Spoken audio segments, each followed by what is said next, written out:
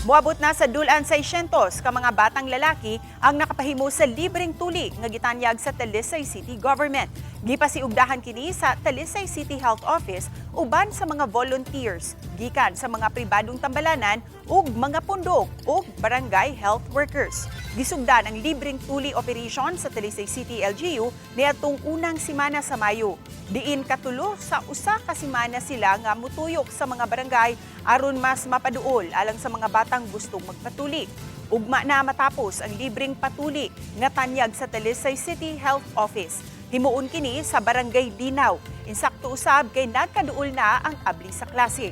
Pipila sa mga batang lalaki sa Barangay Haklupan, Kampo 4 ug Manipis ang midugo kaganihang buntag sa Haklupan Jail.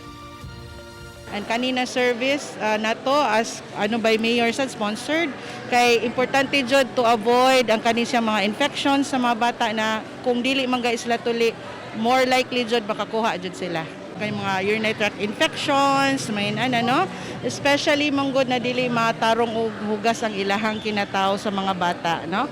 Isa may nagkuha na ni nagbota ni ikaw or si Papa? Papa. Ikaw ra po din ka. Oh, Nya kamusta man? okay raman. Wala na kadadlo? Wala. Nang ganahan naman siya magpatuli, ma'am. Kay nadasig sa bang bata nga magtanaw na tuli na ba siya di pa. Dako na ang edad. Dito sa sungogon, bulihon sa ayang mga classmate.